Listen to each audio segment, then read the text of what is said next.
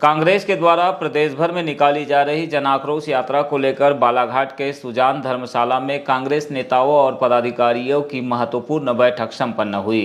इस बैठक में जन आक्रोश यात्रा की सहप्रभारी हिना कावरे, कांग्रेस जिला अध्यक्ष संजय उइके, कटंगी विधायक टामलाल सहारे, पूर्व सांसद बोसिंह भगत, पूर्व विधायक मधु भगत, कांग्रेस नेत्री अनुभव मुजारे सहित कांग्रेस के तमाम बड़े नेता मौजूद रहे। बैठक के दौरान वरिष्ठ कांग्रेसियों ने सम्मान नहीं मिलने को लेकर अपना रोष भी जताया, हालांकि बाद में उन्हें मना लिया गया।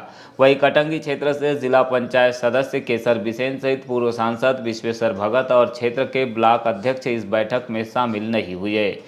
पब्लिक में जब हम जाए तो जनता के आक्रोश को लेकर जाए, उनके आक्रोश को बाहर लाए, ताकि हम अपने ही आक्रोश को बाहर निकालें। ये यात्रा हमको नहीं करनी है। हमको यात्रा करनी है जो हमको जनता के अंदर जो बात छुपी हुई है, जैसा कि अभी आपको बहुत विस्तार से आदरणीय बोसिंह भगत जी ने बोला। मुझे तो ऐसा लग रहा था कि अंत में बोलते वक्त मुझे बहुत सारी चीजें बोलनी पड़ेगी, लेकिन मैं धन्यवाद करती हूँ सभी वक्ताओं का। इन्होंने पूरी यात्रा का विस्तार पूर्वक आप सबको बता भी दिया, चुनाव के बारे में, चुनाव जीतने के बारे में और चुनाव के बाद के बारे में। तो भाव हमारे कांग्रेस के लोग इतने ऊर्जावान हैं। मैं आपको बता दूं कि जब भारत जोड़ो यात्रा हमारे जिले में होनी थी। बैठक के दौरान मीडिया से चर्चा करते हुए जन आक्रोश यात्रा की सहप्रभारी और लांजी विधायक हिना कावरे ने बताया कि जल्द ही यात्रा बालाघाट जिले में गढ़ी से होते हुए प्रवेश करेगी। सभी विधानसभा में एक बड़ी सभा करने का विचार किया गया है। विधानसभा स्तर पर हम सभा को लेकर तैयारी कर रहे हैं। भाजपा सरकार के 18 साल के शासन में जिस तरह से महंगाई, बेरोजगारी और अन्य समस्याएं व्याप्त है, उसी को लेकर पूर्व मुख्यमंत्री कमलनाथ के निर्देशन में यह यात्रा निकाली जा रही है। उन्होंने पूर्व सांसद बोसिंह भगत की कांग्रेस में एंट्री से लेकर कटंगी क्षेत्र में दिखाई दे रहे खिलाफत वाले माहौल पर भी अपने विचार रखे। अच्छे समझ लीजिए कि अभी टिकट की घोषणा नहीं हुई है। आधिकारिक रूप से जब तक प्रत्याशी की घोषणा नहीं हो जाती तब तक सभी लोगों को अधिकार है टिकट मांगने का, और उसके लिए वो जैसा भी शक्ति प्रदर्शन करना चाहे वो कर सकते हैं, उसमें कोई बुराई नहीं है। बुराई तब होगी कि जब ये सब चीज़ें टिकट डिक्लेयर होने के बाद हो, उसमें बुराई होगी, वो अनुशासनहीनता कही जाएगी। लेकिन चूंकि अभी अधिकृत रूप से हमारे कोई उम्मीदवार डिक्लेयर नहीं है, पूरे मध्य प्रदेश में 230 सीटों पर कांग्रेस का कोई उम्मीदवार डिक्लेयर नहीं है, इसलिए अभी सब लोग पूरी ताकत के साथ टिकट मांग सकते हैं, ये उनका अधिकार है। जन आक्रोश यात्रा को लेकर कांग्रेस जिला अध्यक्ष संजय उइके ने बताया कि युवाओं को रोजगार नहीं मिल रहा है, जो भर्तियां निकाली जा रही है उसमें घोटाले हो रहे हैं। किसानों की आय दोगुनी करने का वादा किया गया, लेकिन भाजपा ने उसे भी नहीं निभाया। खाद बीज के दाम 178% बढ़ गए हैं। इसी को लेकर 18 साल की शिवराज सरकार के खिलाफ जन आक्रोश यात्रा निकाली जा रही है। की चौरासी सरकार की भाजपा सरकार है, उसके खिलाफ जो जनाक्रोश है लोगों में, हमारे युवा साथी जिनको रोजगार नहीं मिल रहा है वो बेरोजगार हैं। और अगर कहीं सरकार द्वारा भर्ती निकाली जा रही है तो आप देख रहे हैं कि पटवारी में क्या भ्रष्टाचार और पटवारी नियुक्ति में भ्रष्टाचार हो रहा है, पुलिस भर्ती में भ्रष्टाचार हो रहा है, व्यापा में भ्रष्टाचार है। हमारे जो किसान साथी हैं उन किसान साथी को इन्होंने कहा था हम 2023 में इनकी आय दोगुनी कर देंगे, तो दोगुनी आय होने के बजाय खाद बीज के दाम 178% और 176% बढ़ गए। उनकी आमदनी केवल 50% बढ़ी है और उनके खाद बीजों के दाम लगभग 178 और 176% बढ़ गए हैं।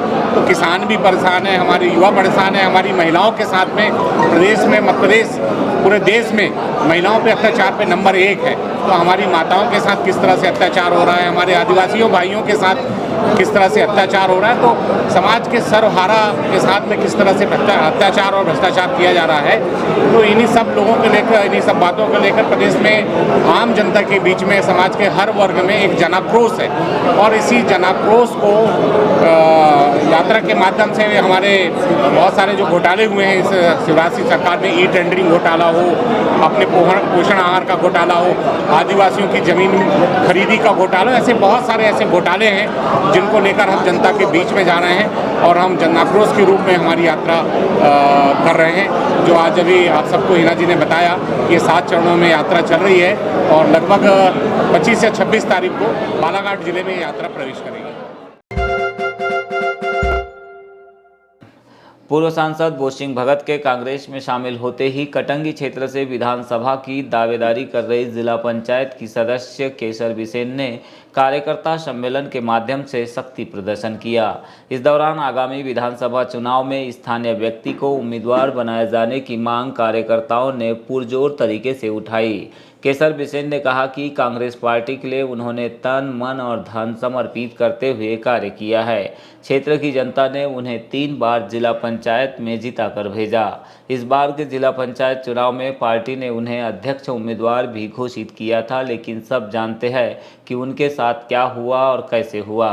उनके अलावा कांग्रेस अनुसूचित जनजाति के जिला अध्यक्ष जयरंजन बिंझाड़े ने लांजी क्षेत्र की विधायक हिना कावरे पर निशाना साधते हुए कहा कि बोसिंह भगत की पैराशूट से एंट्री करवाई गई है, जिसे हम कतई स्वीकार नहीं करेंगे।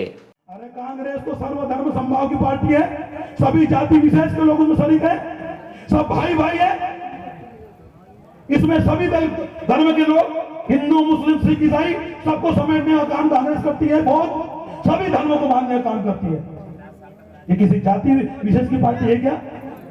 और जातिवादी लोग यहाँ आएंगे पैराशूट से और उसे आप स्वीकार करोगे क्या? तो सम्मानित साथियों, आवेशित होने की जरूरत नहीं है।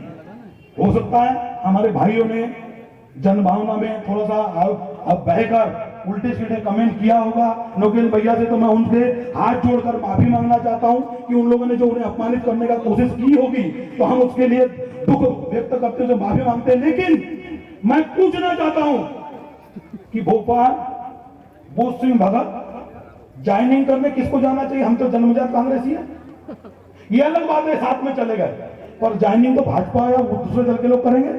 कांग्रेस ज्वाइनिंग क्यों करेगा भाई? बात तो इसी बात की ना कि भीड़ में क्यों, हाँ वो ज्वाइनिंग करके हमारे बीच में आए। अगर कांग्रेस की विचारधारा से वो अभिभूत हुआ है, भाषण में मैंने सुना बोसिंह भगत कि मैं कमलनाथ जी कांग्रेस की और राहुल गांधी जी की पदयात्रा से प्रभावित हो गए कांग्रेस पार्टी ज्वाइन करना हो। 10 दिन पहले ही बोला है कि मेरा डीएनए भाजपा का है। अरे 10-10 दिन में आचार विचार बदल जाते हैं क्या? जिसका डीएनए भाजपा का है, कल वो आज कांग्रेस में आ गया, उसको पैराशूट हो गए, कई लोग उसके समर्थन में जाके टिकट दे देगा।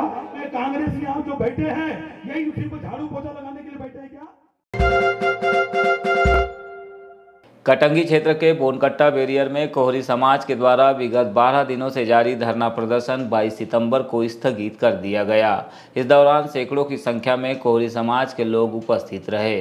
बताया गया कि अनिश्चितकालीन धरना प्रदर्शन के दौरान 7वें दिन कैबिनेट मंत्री गौरीशंकर बिसेन ने धरना स्थल पहुंचकर आश्वासन देते हुए समाज के प्रतिनिधि मंडल को भोपाल बुलाया था, जहां पर उन्हें उचित कार्यवाही का आश्वासन मिला है। इसी के मद्देनज़र अब धरना प्रदर्शन को स्थगित किया गया। हमारी मांगों पर सरकार विचार नहीं करती है तो आगामी समय में एक बार फिर चुनाव आचार संहिता के बीच सामाजिक सम्मेलन बुलाकर चुनाव का बहिष्कार किया जाएगा।